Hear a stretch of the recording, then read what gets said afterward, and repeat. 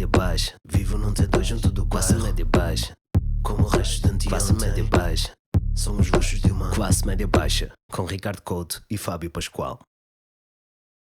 Ricardo, sabes o que é que eu queria que tu fizesses? O quê? O top de fenómenos estranhos dos anos 2000. Top. Fábio, eu não quero que te falte nada. Apetecia-te que um top de fenómenos estranhos dos anos 2000 e adivinha o que é que eu fiz? Arroz de tomate, é verdade, fiz arroz de tomate. Não, fiz de facto um top com fenómenos estranhos dos anos 2000 e queria ver contigo a ver se tu concordavas. Eu fiz mesmo por uma ordem, que é a ordem de estranheza desses factos que nós vivemos, mas opá, não é uma coisa que eu seja muito rígido em relação a isso. Queria ver contigo, queria falar sobre isso, mas antes de passarmos ao top propriamente dito, acho que era fixe fazermos uma espécie de enquadramento. Nos lembrarmos de coisas que aconteceram nos anos 2000. Ok, coisas dos anos 2000. Que foram moda, que estavam na moda na altura e que eu acho que de certa forma acabam por explicar algum dos fenómenos que nós vamos ver a seguir no top. Uma das coisas que eu mais me lembro dos anos 2000 é as pessoas tinham muito gel no cabelo. Muito cabelo espetado. Usava-se muito cabelo espetado, muito... Era tipo... palas, lembras-te? A malta usava a pala, que era punha metade do cabelo, mais de metade do cabelo para baixo e depois à frente espetava, não é? Aquele cabelo do Quaresma, que era tipo a crescer atrás. Eu tive isso. Aqui, e do luxo também, não e era do luxo. Eu tive isso. Havia isso. Acho que havia muito gel nos cabelos nos anos 2000, é uma coisa que eu me lembro imediatamente. E era gel, nem não era cera. Cera foi depois. Não. É verdade. E depois há outro fenómeno muito engraçado nos anos 2000, que é a transição do tipo de televisões. Que tu passas daquelas monstruosidades que eram mesmo muito grandes e pesadas para os plasmas. Mas nos anos 2000 a transição é um plasma que é uma espécie daquelas televisões antigas, que eram normalmente muito cinzentas, ainda algo pesadas, mas é ali o meio termo entre dois momentos. E eu acho que é uma imagem que é quase metafórica, porque é de facto isso que acontece, é tu largas a televisão tradicional para passar para a televisão mais fluida. Exato. E essa fase de transição que foram os anos 2000, em que tu abandonas a televisão como meio principal para migrares para a internet, ajuda também a perceber alguns dos fenómenos. Portanto, eu acho que é uma imagem metafórica do que foram os anos 2000. Nos anos 2000 surge também a difusão digital dos ficheiros através de programas como o Emu ou o LimeWire, não sei qual é que tu utilizavas. Era o LimeWire. Eu também. Aliás, eu não utilizava nenhum porque eu não cometia ilegalidades. Mas uma vez disseste-me que tipo, sacaste uma cena que não querias no... Aí pá, era tipo, saquei, imagina, um álbum ou coisa do género e vieram tipo fotografias tipo de pessoas que provavelmente não tinham mais de 18 anos seminuas. Que merda. Lembro-me que me disseste que fizeste uns trocos com isso. Não fiz trocos nenhum. Ok. Eu nunca cometi ilegalidades. Não, mas por acaso não fiz dinheiro com isso, mas fiquei chocado. Mas é impressionante, tipo, tu querias chegar a uma música e por acidente podia vir uma cena ilegal. E acontecia muitas vezes, ou as músicas não têm nada a ver. Há pessoas que ainda hoje atribuem nomes a músicas que não são verdadeiros, porque eles faziam o download de um ficheiro e depois o que estava lá não correspondia ao nome. Mas pá, foi quando nós começámos a aceder a música, a troca de músicas, a largar os CDs para fazer as tuas playlists, e acho que isso é uma coisa que também é muito... tradicional naquela altura. E há um fun fact, é mesmo um fun fact dessa altura, que eu vou-te dar o fun fact e tu vais dizer que foi de facto uma altura diferente. Foi nos anos 2000 que foi batido um recorde que tinha 40 anos, que era detido pelos Beatles, que era a primeira pessoa, acho que é assim, que teve ao mesmo tempo 3 hits no top 100. Isso era um recorde dos Beatles, a banda de maior sucesso de sempre. Que fã. Sabes quem é que bateu esse recorde? Quem é que achas que bateu esse recorde? É uma boa pergunta. Entretanto, já foi batido várias vezes. Hoje em dia, com o lançamento das músicas mais espaçado, isso não acontece. Mas ali nos anos 2000, foi a primeira vez que alguém igualou o recorde dos Beatles. Imagina, anos 2000, não é? Anos 2000. Não foi o Michael Jackson. Não foi o Michael Jackson. Foi para aí a Britney Spears. Okay. Não foi a Britney Spears. Percebo porque é que dizes que foi a Britney Spears. Mas repara, tu disseste Michael Jackson. O Michael Jackson não igualou os Beatles. Quem igualou os Beatles foi a Ashanti. Mas sei perfeitamente, conheço as músicas. Mas isso é a cena mais anos 2000 de sempre. A Ashanti igualou os Beatles. E só o próprio nome. Ashanti, não é? Tipo, Ashanti. Também se usava muito, mas era o Ashantra. Puta Ashantra. Foi igualado o recorde dos Beatles pela mais Ashanti. 2000. Anos 2000. Mas eu acho que, em geral, a ideia de mulheres do R&B, girls band, é muito anos 2000. Os anos 90, início dos anos 2000, foi muito boys band. Mas a seguir há a nova fase, que é girls band. As Destiny Child, do qual sai depois a Beyoncé. As Pussycat Dolls. Fun fact, o meu primeiro e-mail era Ricardinho com _PCD Pussycat Dolls, porque foi o primeiro álbum que eu saquei completo de um artista no LimeWire. Espetacular. Dá-te alguma margem para tentar dizer que a sigla significa outra coisa? E eu tentei a certas alturas dizer que era outra coisa, tipo inventar coisas, tipo Porto, campeão... De ontem. Diego. E a Sugar Babes, que é um nome que eu Sugar gosto Babes, muito, sim. e foi também É uma... essa inglesa, não é? Sim. Mas foi a altura das girls band em que o R&B estava forte, a mistura de R&B com pop e pop estava muito na altura. E depois há uma coisa que eu acho que vai ser perceptível ao longo deste segmento, que é algumas das coisas que tiveram sucesso nesta altura estão hoje a colher frutos das sementes que se lançaram. E tu podes analisar isso até, tipo, algumas destas músicas de R&B, de fusão e tudo, estão outra vez na moda, noutro estágio, não são apreciadas de maneira diferente, mas algumas das coisas que se criaram nos anos 2000, agora nos anos 20, entre 20 e 30, estão a ressurgir, claro, porque a nossa geração está a trazer aquilo de volta. Uma coisa que também era muito comum na altura, e eu não sei se tu tiveste ou não, eu tive um blog, toda a gente tinha blogs na altura. Eu não tive, mas sei que tu tiveste. Tive, eu como qualquer adolescente na altura tinha um blog para estar borderline depressivo e a mandar indiretas para a pessoa que eu gostava e não gostava de mim.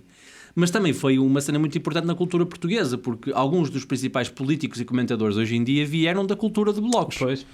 Mas toda a gente tinha um blog, toda a gente na minha escola, na minha turma tinha pai 12 ou 13 blogs. E isso também diz muito sobre como mudou o attention span das pessoas. Tipo, absolutamente. Tipo, ninguém lê textos hoje. Tu tinhas que ler um texto enorme e as pessoas faziam-no. Hoje, tipo, às vezes é preciso, olha, vai ver o meu reel, que é 1 minuto e é vídeo. Não dá para ver isto. Não tenho tempo. Pá, eu não consigo ver coisas maiores do que 30 segundos. 30 pá, segundos, desculpa lá, pá. Pá, distrai-me muito. Pá, fico mesmo muito... Mas isso é muito Muito curioso. aborrecido, pá, 20 É segundos. um tédio que não me é para ataca. mim, não é para mim. Mas então eu proponho agora, tendo em conta este contexto dos anos 2000 que eu te fiz, irmos visitar 5 fenómenos de popularidade da pop culture portuguesa. Não é muito fixe. Claro que quando eu digo pop culture portuguesa, há fenómenos internacionais que chegaram cá também, né? Mas são 5 coisas que eram extremamente populares nos anos 2000, nos quais nós vivemos a nossa adolescência, né? Que eu acho que vale a pena recordar. Vamos a isso. Portanto, vamos começar com este top. Em número 5, eu coloquei sites famosos. Okay. E são vários sites. E isso é um consumo da internet muito especial daquela altura, que era... Hoje nós podemos estar a fazer coisas diferentes, mas estamos todos nos mesmos sites, tipo, estamos no Instagram, no Facebook, no YouTube, estamos todos no mesmo sítio, a consumir coisas diferentes, mas é tudo a mesma coisa.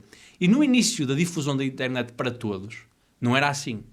Porque a internet era tipo, cada um tinha o seu site, as pessoas visitavam coisas diferentes e houve uma modas. grande consolidação, sim. E houve modas. E eu queria recordar alguns dos sites famosos hoje contigo. Opa, e se tu te lembrares de alguns, força. Vamos a isso. Olha, um deles é o Miniclip. Fantástico. Aulas de substituição eram passadas no Miniclip. Fantástico. Podia ter posto isso nos anos 2000. Aulas de substituição. Era fantástico. O Miniclip meio que nos ocupou alguns dos tempos mais entediantes. Pá. Aquele jogo das bicicletas, do bilhar. E depois há uma transição engraçada no Miniclip, que é quando isto passa de putos para pais. A certa altura, os pais que têm acesso à internet estão sempre a jogar billiards no Miniclip. Né? Sim. Tu jogavas muito Miniclip? Eu joguei, claro, aquelas fases nos PCs da escola, porque eu não tinha PC em casa e jogava muito Miniclip, era fantástico. Eu lembro-me de entrar, eu tenho mesmo esta sensação visual, física, de entrar numa sala de computadores, daquelas onde se fazia as aulas de substituição, e os computadores nessas salas eram postos à volta, que era para o professor poder ver o que cada um estava a ver, e ver, tipo, aulas completas de Miniclip. Pá, eu lembro de jogar isto, tipo, de ter algum entusiasmo, abrir o site do Miniclip, pá, no 5º ano, e ter algum entusiasmo de, hoje em dia, para eu ter entusiasmo, sabe, tenho que saltar de um avião ou qualquer coisa. E mesmo assim estás não, a ver Reels enquanto saltas. Exatamente, e estou tipo, meio boring. Mas há uma coisa engraçada que é, eu lembro-me de alguns jogos, deste exemplo aqui do bilhar, um de BMX que as pessoas jogavam para subir, tipo montes e tudo, e lembro-me que as raparigas jogavam que era tipo de... que eu também gostava de jogar, que era pôr roupas. Tipo, tu escolhias um famoso e ele tinha tipo um guarda-roupa e tu fazias cenas de roupa. E eu acho que vi que o jogo mais popular de sempre do miniclip, pá, isto pode ser falso, era um jogo em que tu, baseado no evento do Materazzi ter dado uma cabeçada ao Zidane, E acredito. ou o contrário, desculpa, era tipo jogador, era o Rooney e o caraça a dar cabeçadas A pessoas. a pessoa, pá, E sabes uma coisa que também é bastante poética do miniclip? É que hoje em dia tudo se grava, tudo fica na internet. Havia uma coisa que tipo, tu estás a falar, e para uma aula de substituição, jogavas 1h30 no máximo, passavas 32 níveis, saías, nunca mais, tipo, tu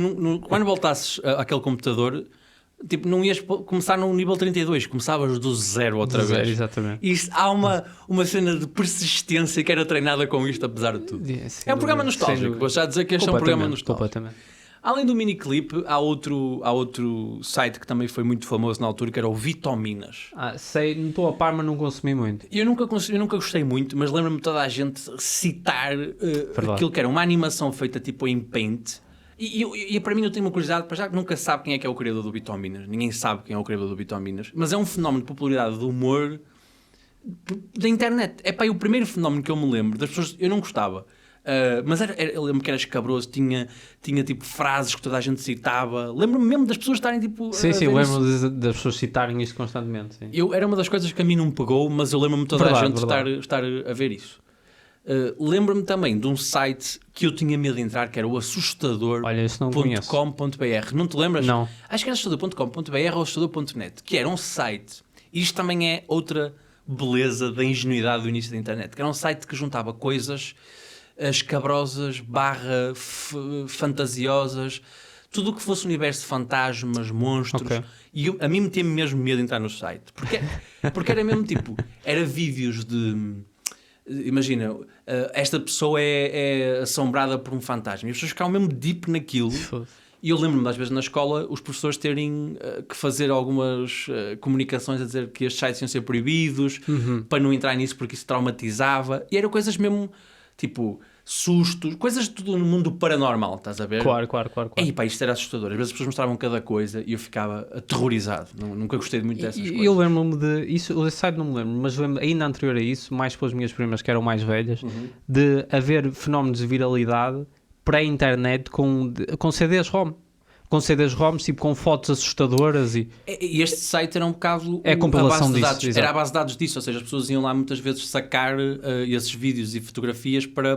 Isso era uma coisa que também se fazia muito na altura, para ver isso. Pá, mas as pessoas deslocavam-se a um site que era um portal de coisas paranormais. Sim. Percebo a curiosidade. Mas lá está. E hoje em dia isso não existe. Isso é um reel no meio de tantos no Instagram ou um vídeo no YouTube. Na altura as pessoas iam a um site específico ver coisas do paranormal. Outro site...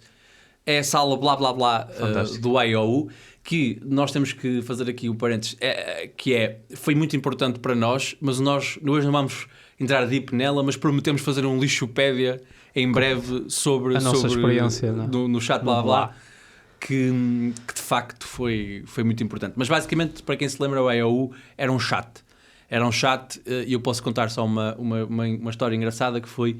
Uma vez eu estava no chat AOU durante uma dessas aulas de substituição e percebi que um dos gunas da minha turma entrou também. Então fiz-me passar por uma mulher e estava-lhe a dar treino. Fantástico. Foi incrível, fui o herói e o gajo no final riu-se também, mas joguei com a minha própria vida. Tu disseste-lhe? Sim, e o gajo disse, que rei. Porque a certa altura ele começou a perceber que era gozo, mas no início eu estava a fazer... Estava deep, claro. Estava tipo, olá, tudo bem? Tu não é que tu és? E eu tipo, Gaia. E ele é muito longe. Na altura de Gondomar a Gaia parecia tipo ser muito longe. E agora também. Pronto, outro fenómeno que ficou aí. Não, este fenómeno prolongou-se, mas é o wrestling. O wrestling foi um fenómeno de popularidade. E atenção, se calhar as pessoas estão-nos a ouvir lá em casa e estou a pensar, mas o wrestling é uma coisa que vários países têm como fenómeno. Sem dúvida. Só que eu tentei fazer um exercício mesmo analítico, dar um passo atrás e perceber. Porquê que o wrestling foi famoso em Portugal? Porque deu na televisão. Uma televisão decidiu passar o wrestling, bastou para mudar uma geração. Ricardo, isto bateu como os Estados, meu. Isto foi forte, fogo mesmo. Foi fogo nas ruas. Há pessoas que ainda hoje veem wrestling. Infelizmente. Mas isto foi como fogo nas ruas mesmo. E é isso que eu queria trazer, que isto foi das poucas coisas que eu vi mudar comportamentos. Ou seja, verdade. os intervalos da escola eram passados com pessoas a fazer wrestling. Começou a dar reportagens na televisão sobre os perigos de fazer wrestling. Eles estudaram que a SIC Radical estava a ter audiências maiores que os canais generalistas à hora do wrestling. Isto é inédito. Tu escolhias, tipo, com os teus amigos na escola, escolhias o que era o teu wrestler. Foi nesta finisher. Exatamente. Nomes como John Cena, Undertaker, Big Show, o Batista. Grafites dizer Undertaker. Completamente. E depois havia outra coisa, que é dos poucos fenómenos que eu me lembro de dividir claramente homens e mulheres. Porque isto foi um fenómeno de rapazes. E as raparigas devem ter passado tempos dificílimos nesta altura. Porque, de repente, nunca aconteceu isto a uma rapariga. E aconteceu-te a ti, aconteceu-me a mim, de certeza. Ir tranquilo e fazerem-te um spear. Completamente. Isso era... E um gajo faz-te um spear. Completamente. Isso era um dia-a-dia normal nos corredores da escola. Outra coisa que nunca aconteceu é múltiplas histórias de raparigas que foram à casa de uma amiga e partiram camas. Conheço várias histórias que a fazer wrestling partiram camas em casa de amigos. Camas, mesas. Aposto que, tipo, havia uma cultura paralela ao mesmo tempo as raparigas. Se calhar uma cena foi mesmo popular com as raparigas, nós não fazemos ideia o que é. Completamente. E, aliás, como sempre, temos a nossa caixa de comentários preparada para que nos elucidem sobre isso. E, aliás, malta, partilhem aí nos comentários também modas que se lembrem dos anos 2000 e para falarmos sobre isso. Pá, mas eu acho que o wrestling bateu isto imenso. Bateu como o fogo mesmo. Eu lembro-me de estar na praia e ver tipo, putos tipo, dos campos de férias a lutar wrestling na praia. Toda a gente fazia isso. Cara, o ponto alto da minha semana a certa altura era ficar acordado à sexta à noite para ver o Raw. Tipo, era fortíssimo. Era muito forte. As músicas, as camisolas da feira contrafeitas com o Undertaker, o Rei Mistério. O que é espetacular, porque tu depois, os putos vestiam essas camisolas, depois ficavam grandes e as camisolas passámos para os pais, porque nós não vivemos numa geração que somos maiores que os nossos pais, porque os nossos pais tiveram infâncias merdosas e subnutridas. E depois vias velhos com 60 anos com uma camisola do Rei Mistério. É fantástico. É fantástico. Ver velhos com 60 anos com uma camisola do Rei Mistério e depois tipo um casaco do Porto por cima e umas calças de fazenda e um chapéu é fantástico. Totalmente. São coisas que só se vê nos subúrbios, é aquela poesia de subúrbio. Totalmente. Não é? Em terceiro, eu vou pôr as músicas do Jaimão. Opa, eu não entendo, mas a certa altura as pessoas curtiam o Jaimão, que há fenómenos que eu não entendo. Foi muito popular. Foi muito popular. Hiper popular. Claro que também era sintoma de uma coisa na altura que foi o Levanta-te e ri e essa comédia meia suja. Mas as versões dele eram coisas sempre muito escabrosas, que eram, lá está, passadas através dos LimeWire, dos emules e dos CDs, do início das pens, que não tinham grande capacidade, mas alguma malta tinha, pôr aquilo nos MP3. Não, é muito verdade, porque lá está, acho que cada momento artístico também vive com a ferramenta tecnológica que existe naquela altura, e estes gajos, o Jaimão, mas também Fernando Rocha, aqui em Rosca Checa Estacionantes, usaram muito, não eles, mas espalharam-se muito através de CDs piratas. Sim. E o início da internet. Eu tenho uma imagem também muito presente de em Balbão as pessoas irem na rua durante o verão ou na primavera com os vidros todos para baixo, a ouvirem Fernando Rocha aos berros no carro. Completamente. E eu estava num desses carros, provavelmente. Sem dúvida. Ouvir Fernando Rocha. Mas o Jaimão, para mim, apesar de todos esses gajos que nós estamos a falar, o Fernando Rocha, todas as pessoas que foram ao Levanta-te e ri, acabaram por ter uma carreira ligada à comédia, mas o Jaimão foi um gajo que meio que desapareceu. Tipo, houve um ressurgimento dele há uns tempos que ele voltou a fazer espetáculos e acho tal. Que é justo dizer que ele atingiu um pico de popularidade e depois cada país tem o Weird Al Yankovic que merece. E ele é fisicamente parecido, mas depois a nível artístico se calhar não é tão meritório. Mas sabes aquilo que eu te dizia há pouco, de tu semeares coisas, dar-lhes sucesso e de repente isso tem uma repercussão no futuro. O que muita gente não sabe, e aqui entra a parte de fun fact, é que o Jaimão é o produtor musical, ou pelo menos era até há bem pouco tempo, o produtor musical da Maria Leal. Olha, eu não sabia. Porquê? Porque ele deve ter feito algum guito, montou um estudo de produção e depois ajudou a cultivar o fenómeno Maria Leal, que é um fenómeno de popularidade dos anos 2010, não é? Daqueles, Claro. já da fase mais digital meme da internet. Mas é tipo, tu, de repente, toda a gente curte o Jaimão nos anos 2000 e isso ajuda a explicar a... Tu pensas, ok, isto agora está para trás das costas e agora meio que te volta para assombrar. Mas eu não entendo, pá, as músicas do Nodi, lembras? É tipo... Cara, eu curtia Tótil porque também tinha 12 anos na altura. E alguém a dizer Colhões e Pisse era fantástico. Era fantástico, mas não era só popular com pessoas com 12 anos, era popular... Há pessoas que ainda gostam hoje.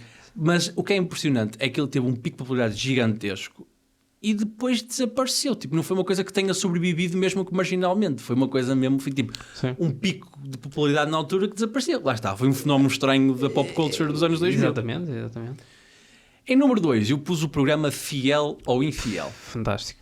Lembro perfeitamente e enquadra-se muito naquilo das coisas que depois nos voltam para assombrar, porque agora muitos reels do João Kleber ainda não é. Um dia temos que falar só sobre isso. Temos que falar sobre a popularidade dos reels do João Kleber. No novo programa dele.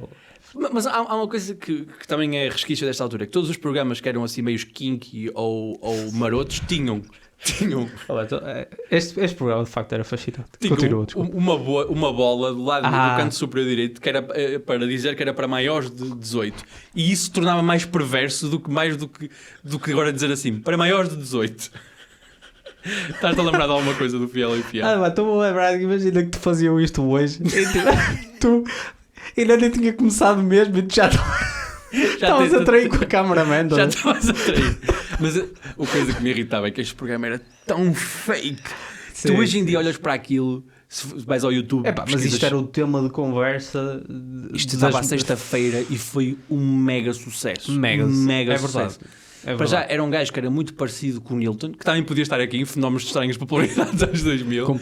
Só que também é resquício de uma ideia de televisão que já não existe, que antigamente dizia assim, precisamos de uma coisa animada, provocadora, vamos buscar um brasileiro. Que é a mesma... Era a mesma filosofia de um treinador do Passos Ferreira, que é tipo, precisamos de um gajo que mexa no ataque, vamos ao Brasil buscar um jogador. Era igual. Sim. E depois, aquilo era, se tu fores vídeos, aquilo era claramente fake. Eram atores maus. Tu estavas ali a envolver-te com ele. Não. Ele é que me estava a provocar. Totalmente fake. E as pessoas acreditavam naquilo. Que também é uma altura que, ao contrário de hoje, que as pessoas gostavam de ser enganadas. Tipo, participar na sua própria... O espetáculo era mais importante que a verdade. E o wrestling era também um bom exemplo disso. Mas sim, este programa de facto era fascinante. Foi um super sucesso. Já agora a premissa era tipo encenar situações em que ia-se testar a fidelidade de uma pessoa e o outro membro do casal estava a ver em direto no estúdio. Exatamente. Era fascinante. Ou seja, era tudo fake, mas... Como é que isto é legal? Será que é? Era mesmo um teste de fidelidade ao vivo. É porque basicamente eles punham supostamente... convidámos o gajo para uma massagem. Depois tipo... a massagista começava a ser provocadora com ele e eles viam a reação com a namorada. Exatamente. E as pessoas acreditavam naquilo. Aquilo fazia a vida das pessoas. Em número 1, eu pus os Tokyo Hotel por causa de uma razão, que é a razão da estranheza, do mais inusitado boys band famosas, tipo fenómenos juvenis, isso aconteceu, mas foi uma banda alemã emo, meio metal, tipo, as pessoas ficaram tolas, tipo, as adolescentes e os adolescentes naquela altura ficaram absolutamente abismados com uma banda que cantava em alemão, meu. É verdade. Ninguém percebia o que eles estavam a dizer. As pessoas, nomes como Bill Kaulitz, Tom Kaulitz, tipo, toda a gente ficou a conhecer os tipos. É muito bizarro, é verdade. E aqui eu acho que me lança a semente para duas coisas. Uma delas é que ali, o membro mais à direita, o Tom Kaulitz, que é o irmão do principal Bill Kaulitz, exatamente, é o ex-marido da Heidi Klum. Eu já sabia disso. Depois, lançar sementes de uma coisa que foi muito popular nos anos 2000, que foi o culto emo. Sem dúvida. As bandas emo, mesmo a estética cinematográfica com os vampiros, uma coisa meio dark, meio triste, meio depressiva, foi sem muito dúvida. Foi a raiz da saúde mental desta geração 2030 começou a ser plantada aqui. É verdade, acho que há um pequeno preâmbulo disso. Se nós nascêssemos anos antes, se calhar é disso que estamos a falar. Tipo do metal. Do Marilyn Manson. Ok. Porque também havia muito isso. E depois ligou-se muito ao maior school shooting, maior em termos de percussão mediática, que foi o Columbine. Sim. porque os gajos ouviam Marilyn Manson e ligou-se muito os dois fenómenos e também ajudou, criou problemas, mas também ajudou a ganhar dimensão ao Marilyn Manson. E também era muito, muito dark. Eu lembro, tipo, lá está, primas mais velhas falarem sobre estes fenómenos. É muito dark, mas diferente desta cena emo. Sim, porque esta cena era mais depressiva. Era muito depressiva. Era muito depressiva. Outra era mais de revolta Sim, interior. raiva, sim. Aqui havia mais aquela cena de... que eu lembro que foi na altura que comecei a falar sobre depressão. Começou a dar reportagens sobre raparigas que se cortavam. Exatamente, é verdade. Eu acho que essa... Autoflagelação. Exatamente. Isso foi uma fase muito estranha. Que depois acaba por dar aso mais à frente a fenómenos. Tipo, imagina, a Billie Eilish hoje podes considerar emo, mas é um emo muito diferente. E é um emo que, não diretamente aos Tokyo Hotel, mas aquele emo mais dos Panic! At the Disco e essas coisas todas, My Chemical Romance, sim, mais sim. Americanos, que formam estes fenómenos mais de fusão contemporâneos. E é engraçado tu veres essa influência. Está tudo ligado. Há uma árvore genealógica quase das coisas. Sim. Mas opá, eu digo-te, os Tokyo Hotel para mim foram um fenómeno mesmo muito estranho. Cara, era bizarríssimo porque, pá, eu ouvi a música deles e não gostei nada. Vou-te ser sincero. Eu também não gostava de Tokyo Hotel, não percebia. Isso era logo uma coisa. Por exemplo, o inglês há coisas que eu não entendia. Não, eles mas tinham entendi. músicas em inglês, mas eu não... E depois havia uma coisa que era impossível eu ouvir uma banda destas e não ter a voz do meu pai ou da minha mãe a dizer: olha para aquilo, tem algum jeito, olha para aquilo é alguma coisa, olha para aquele cabelo, que é aquilo? Mas todas as gerações têm um bocado isso, não é? Sim, mas para mim era difícil, eu não conseguia resistir a isso. Mas pronto, Fábio, este foi o meu top. Não Olha, sei cara, se... dou-te os parabéns, de facto são coisas muito bizarras, foram anos bizarros. Nós fomos criados num caldeirão muito estranho. Não foi o início da internet, foi fenómenos virais. Opa, e acho que tu consegues mapear algumas das coisas que se passam hoje aqui, mesmo tipo a nível do que nos une como geração, estás a ver? Claro. Esta vivência, mas sobretudo é estranho. Muito estranho. Ricardo, obrigado pelo teu top, gostei bastante. Sim, então Fábio, trouxe-te aqui um top 5. Então, obrigado. Slogans honestos. McDonald's, quando queres que o primeiro date seja também o último? Uber, táxis sem racismo. Sunquick, aí eu não é que eu vou arranjar 40 copos. Mini preço, é uma mercearia, mas sem fiado. B, uma desculpa para não fazeres educação física.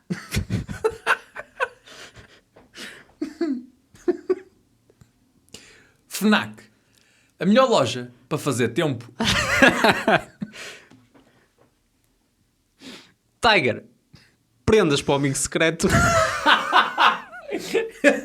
É sempre todos os anos Todos do primeiro ciclo. IKEA, mais barato, mas montas tu que te fodes. Freeze, só temos pedras, pode ser? É engraçado, olha como isto vai ser. Nesty, para quando não há esse ti. É o mesmo espírito. Intimissimi, socorro, está um homem a bater uma nos provadores.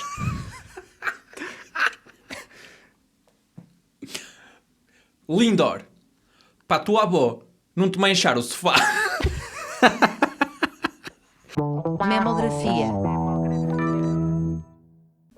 Ricardo, eu queria prefaciar um bocadinho a minha memografia com alguma explicação. Ok. E até tive aqui algumas cábulas só para não me perder. Mas basicamente, eu tenho esta ideia maluca que é... eu acho que os médias deviam mostrar mais o Portugal real. Pô, ideia maluca, eu subscrevo, não é que se assina isso, eu quero isso. É que tipo, a TV, que nós crescemos a ver, nunca fez justiça ao Portugal real. Não tem nada a ver. A televisão não tem nada a ver com o que se passa no dia-a-dia. É isso. Tipo, nós crescemos a ver o que é que dava em horário novo. Novelas. Novelas sobre famílias com herdados, magnatas com ascendência alemã, uma família rica em alvoroço porque uma filha queria casar com um pobre.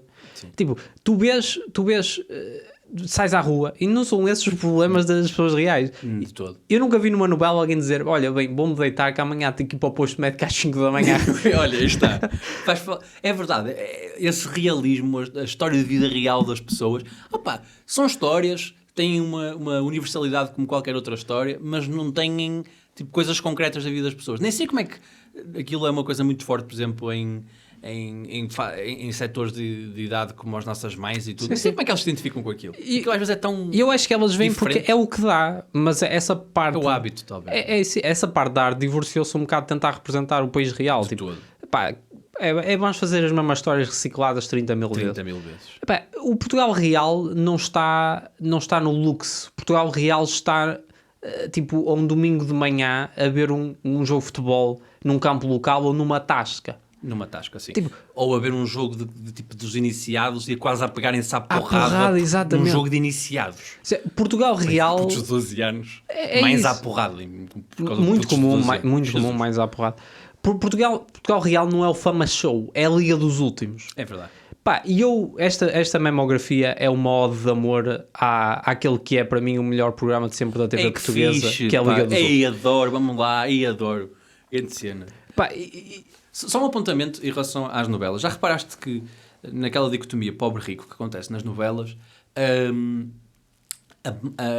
há sempre a empregada pobre. Tipo, exatamente, muito condescendente, muito... e que filha, tem sempre duas filhas, uma que é humilde, trabalhadora e a outra que quer ascender a todo custo. Exatamente. E depois há uma coisa brutal, que eu acho que é a grande mensagem das novelas, é que a melhor coisa que pode acontecer à empregada pobre é mudar-lhe a patroa para uma melhor. Não é deixar de ser pobre ou empregada, é mudar-lhe a patroa. Tipo, aquela patroa abusava de ti, agora a patroa com que tu estás é melhor para ti. Sim, isso é uma herança. Pá, eu li o Pobres da Maria Filomena Mónica e ela diz isso. Era comum as famílias ricas, do género, uma filha casava-se e a mãe dizia: bem, olha, vou-te dar a Olívia para tu levares lá para a tua casa nova. Dava-se a empregada, sem perguntar nada à empregada, como se fosse uma propriedade. É uma prenda, é um objeto, uma prenda. Tipo, olha, a minha prenda para ti é uma empregada. E esse é o Portugal que é retratado nas novelas. E do qual nós somos filhos desse Portugal, não somos do outro. que diz: olha, ok, vou para a patroa nova, não há problema nenhum. Fogo, agora tenho que andar mais de manhã. Pá, e como eu disse, essa memografia é o modo de amor à Liga dos Últimos. Que fixe. E eu queria também dizer uma coisa, que é, pá, vou mostrar, alguns vídeos são muito conhecidos, eu tentei fugir a esses, alguns são na mesma bastante conhecidos, eu tentei mostrar alguns dos meus favoritos. Pá, é fácil olhar para aquelas pessoas como cromos, Sim. e algumas são cromos, porque pá, há cromos em todo lado, mas algumas não são cromos, ou melhor, são cromos de propósito. É isso, a performance, não é? A performance, pá. Porque é televisão, porque sabem que o ambiente é engraçado. Há uma frase do Napoleão que é: há uma diferença entre os portugueses e os espanhóis, é que os portugueses são mais sábios que o que parecem e os espanhóis parecem mais sábios que o que são. Eu não tenho opinião sobre os espanhóis, não conheço muitos espanhóis, mas eu acredito mesmo nisso sobre os portugueses. Acho que os portugueses são mais sábios que o que Os parecem. portugueses fazem-se mais burros do que o que são. Exatamente, os portugueses fazem muito uma coisa Tu que é... podes pôr-te, se não te importares, as duas frases, a do Napoleão e a minha lado a lado. exatamente, porque eu acho que é uma coisa muito portuguesa, que é fazer-te passar por louro, pá. Sim, é verdade. Que é um mecanismo de defesa, muitas vezes, para terem expectativas baixas em relação a ti, mas também é um mecanismo humorístico. É. E nós crescemos muito a ver isto, que é pessoas que não se importam. Pá, eu vou ser aqui um bocadinho o palhaço neste grupo vou dizer até coisas politicamente incorretas que nem acredito, só para ser o alívio cómico Sim, deste é grupo. verdade, sim. Tipo, a minha família era assim e claro. eu conheci muitas Acabaste de situações definir assim. qualquer almoço da minha família, histórico, não é? Tipo, de qualquer Natal, Páscoa de família, é isso, não é? Exatamente, eu acho que é isso. E o português não tem medo de ser um bocadito cromo de propósito para ser o alívio cómico de um grupo. Pá, por isso vou-te mostrar E vamos um lá, pá, bocadinho disto. eu Liga dos Últimos sempre. É €1 por mês, é €1 por mês, não é? É €1 por mês. Só que há gente que se aproveita de vir ao intervalo para não pagar. Riquíssimo, gente riquíssima, cheias de dinheiro, só vem ao intervalo para não pagarem. Pá, eu não me lembrava deste. Eu vi todos os é episódios, não me lembrava deste tipo. Adoro. Mas isto é uma coisa tão portuguesa. Tipo, é €1, mas há gente rica que não quer pôr, Mas o não quer maneiro pôr dinheiro. é €1 por mês, é €1 por mês, não é mais, é €1 por mês. É tipo, a mexer a cabeça, não é tipo, €1 por mês, €1 por mês, €1 por mês. Gente riquíssima. Riquíssima. Tipo, os Espírito riquíssimos Santo, não vão o ver Espírito um Santo vão ver o jogo. Mas isso é uma coisa muito portuguesa, tipo, há gente riquíssima que não põe dinheiro ali. Que não Tipo, quer para dinheiro, só são que também agarrados. há uma coisa que é verdade ali, e que nós até já falamos disso noutro episódio, que é, um rico para esta pessoa não é de facto um rico. Para esta pessoa um rico é tipo... A pessoa tem um trabalho estável. Sim, há uma coisa que eu já te contei, que a minha mãe fazia muitas vezes, que é, qualquer carro que depois de 2004... Adoro essa adoro essa história. Qualquer carro que depois de 2004 que tenha sido produzido, Passa para a minha mãe e a mãe diz assim: fogo, era uma bomba. Isso é tão fofo. É muito fofo, mas eu consigo fazer um mapa porque é que ela diz isso. A minha mãe, quando era nova, chegou a brincar com os amigos, a passar tipo uma manhã a contar os carros que chegavam à aldeia dela. Estás a ver? Tipo, à freguesia onde ela vivia, porque quase ninguém tinha carros. Pá, quando tu nasces, tipo, os carros são uma coisa absolutamente rica. De passar, tipo, a tecnologia leva um avanço tremendo em 20 anos. Tipo, a tua mente não está habilitada para lidar com esta mudança transformadora. A ideia de passar um Renault Megane com 2 ou 3 anos e eu estou a dizer que bomba. É muito engraçado. Uma bomba. Não é bomba, é bomba. Essa ela tem prolongou. Bomba. Vamos ver mais um bocadinho. Organizarem aqui o caminho à volta, não é? E nem que metessem uma pessoa, um reformado ou um deficiente ali a fazer porteiro e a cobrarem uma taxa mínima, pá, €1, ou seja o que for, não é? €1 é muito dinheiro. Opa, a honestidade de uma pessoa do género. Este trabalho, isto não existe hoje, mas a honestidade que uma pessoa pode ter na altura, em 2006, que era dizer, pá, isto é um trabalho fácil, pode ser feito por um reformado ou um deficiente. Imagina isto num anúncio de trabalho hoje em dia. Nível de entrada, estás a ver? Tipo, nível de entrada para qualquer pessoa de todas as escolaridades, asterisco, pode ser um reformado ou deficiente. Tipo, um anúncio de trabalho. Como tem parentes MF. Tipo, exatamente. Masculino, feminino, R de reformado, D de deficiente. Mas a simplicidade do pensamento dele, tipo, as pessoas entram aqui sem pagar, era um trabalho fácil, meter um porteiro, podia ser um deficiente. Mas o que eu gosto muito nestes dois iniciais que nós vimos até agora é uma coisa também que é muito típica do país real que falavas agora, que é a energia mesquinha em problemas absolutamente menores. Claro. Estes problemas não têm, tipo, não contribuem para a felicidade nenhuma, mas as pessoas irritam-se profundamente com coisas pequeninas. Sim. Tipo, está irritado porque pessoas não pagam €1. €1 por mês, é as cotas. E €1 por mês, não é mais, Ricardo, €1 por mês. Mas este senhor também é a mesma coisa. Tipo, estou gente para aqui, porque é que não vem para aqui? Vem para aqui, paga €1 por mês. Parece que todos os problemas em Portugal se resolvem pagando €1 por mês. Se calhar. Se toda a gente pagasse €1 por mês, o que é que as pessoas iam 10 milhões de euros por mês. É muito dinheiro. Já agora, o nosso Patreon não temos ainda. Mas também... Olha, mas quando for €1 por mês, não é mais. Tem jogo. Meio que devíamos criar um Patreon depois desta. Olha, Ricardo, criámos e punhamos este senhor a €1 por mês, não é mais. Olha, que grande ideia. Durante o jogo, conseguem-nos roubar o esquentador do balneário dos árbitros. Gosto muito, pá. Roubaram-lhe o esquentador durante o jogo. Ei, meu Deus. Mas ele um bocado chocado já. Durante o jogo conseguem-nos roubar o esquentador. É por isso que este programa era de facto fundamental. Porque isto é o país real, meu. Isto é... Eu fui criado nos cafés e onde as pessoas estão a falar sobre estas coisas. Durante os... Mas o processo de roubar um esquentador durante o jogo é... Tu lembras-te, não sei se aconteceu, a mim aconteceu, de chegares à escola de manhã na primária e é tipo, não se pode entrar dentro da escola porque a escola foi assaltada e tem que ir lá a polícia, tipo, validar o auto. Nunca me aconteceu Já isso. aconteceu várias vezes na minha escola primária. Que cena. É tipo... E nós todos contentes, não é? Não há mas tipo, não se podia entrar porque tinha lá a polícia. De fazer peritagem, não é? E tipo, a escola foi roubada. Que fixe, que é que roubou a escola? Mas não era no intervalo, era à noite. Pá, isto foi no intervalo. Fala nisso, queres uma máquina de status? Depois a gente fala melhor. Um retroprojetor.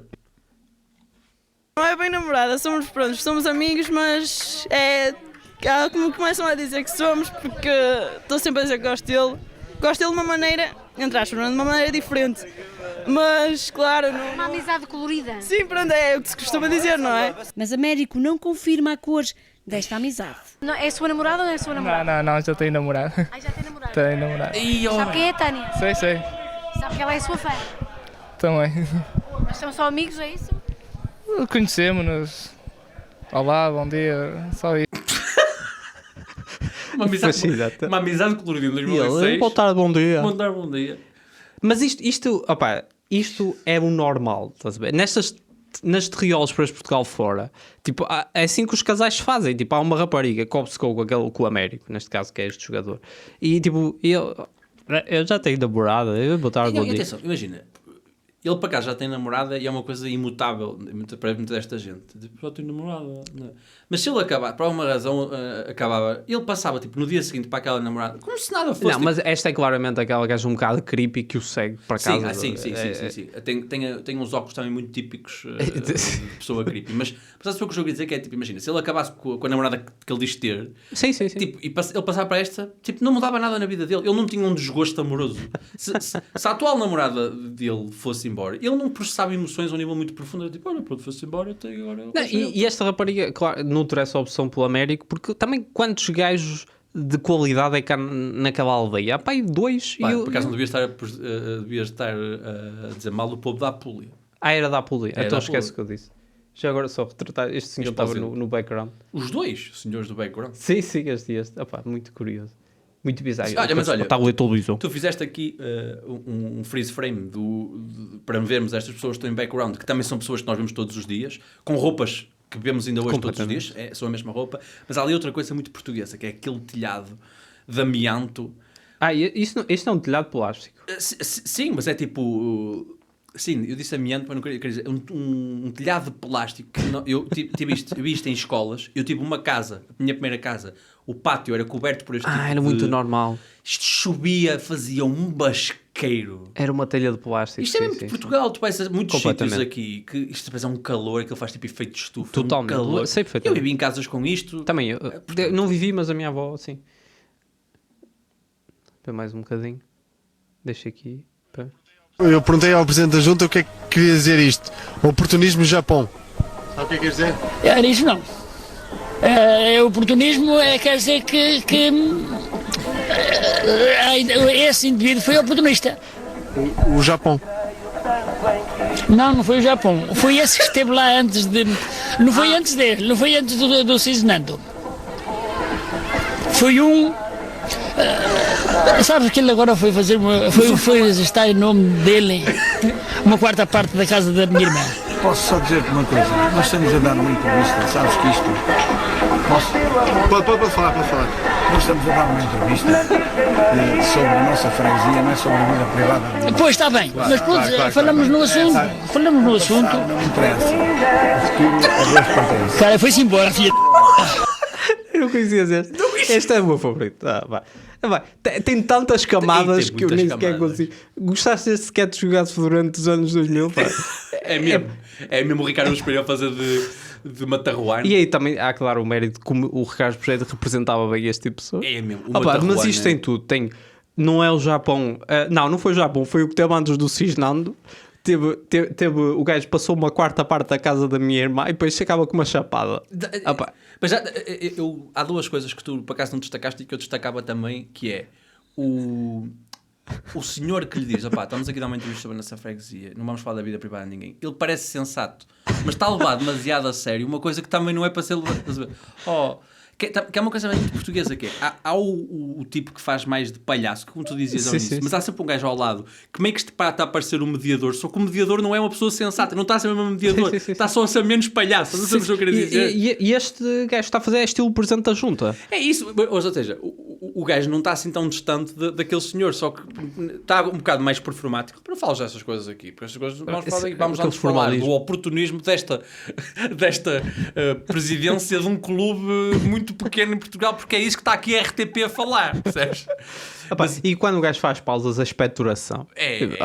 E há outra coisa que deixa que pauta este certo aqui, que é um pormenor que também é o fundo com a música popular. Está a dar pimba o tempo todo. E é ao longe, que é exatamente assim que eu imagino, tipo o verão nas aldeias, que é tipo aquelas colunas das festas que ficam a tocar música durante o dia todo. Está perfeito. E isto não podia. Perfeito, por isso é que eu adoro este programa. E o programa é despretensioso. Porque ele não... vamos ser condescendentes. Não, tipo, eles têm uma postura bem humorada, mas não estão a ser condescendentes. Estão a recolher. É fascinante. São capazes de apresentar isto que podia facilmente ser gozado, mas tu estás tipo, olha, isto acontece para estas peculiaridades. É verdade. Eu gosto muito deste. É o meu programa favorito sempre, a televisão em Portugal. Você vê que eu tenho um problema comigo. Eu venho de falar mal a coisa começa logo a largar-me da vida, porque eu não gosto de ver fazer mal a ninguém. Tanto que este adepto do Gerês chora quando houve insultos ao árbitro. Choro sempre. Que eu não gosto de ver, dizer o árbitro é isto ou aquilo, quando chamam eu chamo isto, aquilo, e eu fico logo. Nós, atualmente, temos assim. Não posso olhar, já estou boa. Está emocionado até, não? Pois aquilo só é aquela coisa que eu não gosto de ver. Enfim, não gosto de ver aquela emoção. Só de imaginar, bem as lágrimas aos olhos, pá. É tão fofo. É tão fofo. Pá, eu não gosto que falem mal dos árbitros, até só está aqui a falar. Mas há outra coisa que ainda há pessoas nos comentários a dizer que ele está bêbado. Como é que é possível? Mas há outra coisa que eu ia pegar por aí, que é o Portugal Real, pai, mais de metade do Portugal Real vive em Binhadeiros, sabes? Que é num estádio de... Opa, não é podre de bêbado, mas tipo, não é normal. Não. É assim, é poder do bêbado, só que a resistência deles é absurda. Volta e meia apanha um condutor com 1.7. Mas tipo, imagina, não é uma coisa deslocada, é uma pessoa que se nota que está a ser funcional enquanto está bêbado. E depois também é o tabaco. Sim. Eu fico muito emocionado. É como se eu sentisse o cheiro daquele senhor que cruzou o tabaco com... É o cheiro a tasca. É o cheiro de Portugal. O cheiro de Portugal. E não é isto que tu vês, pá, nas novelas. Mas depois tem aquela frase, não é? Tipo, eu não gosto de ver fazer mal a ninguém. Que é uma frase que eu acho que toda a gente diz. Uma postura humanista. É Portugal. É Portugal. Eram esses, ó, Ricardo, que tinha para te mostrar, pá. Olha, Fábio, estou aqui um bocado... Eu agora fiquei um bocado sentido, Fábio. Disseram mal dos árbitros, pá, eu não gosto daqueles filhos da puta. Eu gosto que falem bem dos árbitros, pá. Os árbitros não valem nada, pá. Este senhor, eu não sei se este senhor ainda é vivo, mas... não é fácil descobrir. Mas digo-te uma coisa. Ele ia odiar os programas que agora dão na CMTV, em todos os canais. Ele vê aquilo como as pessoas viam o Titanic, a chorar. Isso só vai dizer mal, sabe? Foi ao bar, enquanto foi ao bar o Estado subiu, não tem respeito por ninguém. Coitado do senhor. Eu acho que mal do VAR. Oh pai, eu não gosto que falem mal do árbitro. Mas olha, grande shout-out para acabar aqui. À Liga dos Últimos, que programa fantástico, uma equipa maravilhosa, do Ivo Costa, do Álvaro Costa também, do saudoso professor Bitaites. É pá, maravilhoso este programa. Pá, gosto muito. Eu acho que é mesmo o melhor programa de sempre, porque só se pode fazer em Portugal isto. E pá, e no Equador, ou assim. Não, opá, porque lá está, acho que essa cena é mesmo muito... Esta performance associada às câmaras estarem presentes, e não só, a atenção... E fazer um bocadinho de cromo de propósito é uma performance portuguesa que acho que é muito única e que este programa capturou de uma forma excepcional. É como tu dizes, a nossa declaração de amor ao programa Liga dos Últimos, por ter sido cá o primeiro programa a pôr estas pessoas como protagonistas, e mesmo assim, como é óbvio, não chegou ao horário nobre, nunca, né? Porque não é horário nobre, porque temos que for outras coisas. Agora, uma novela com aquele senhor a entrar e a dizer é um euro por mês? É um euro por mês? Então, só a Xana da Caixa, você não paga um euro por mês, por isso é um euro por mês. Isto é um euro por mês? Um euro por mês. Sim, opá, espetacular. Além de que todas, por exemplo, ali um bom bêbado. Nas novelas não tens um bom bêbado, é sempre uma pessoa caricatura. Ali não é um gajo que está, eu sou funcional. E fico triste quando falam mal dos árbitros. Se tu perguntasse àquele senhor o que é que ele fazia, ele ia dizer: sou um motorista de um jardim de infância. Eu sou cirurgião. Achas que ele é cirurgião? Não. O que é que eu faço? Eu sou alcoólico. Faz uma profissão. Desde miúdo que ele dizia: eu faço a gestão da Associação de Alcoólicos Portugueses. É um euro por mês.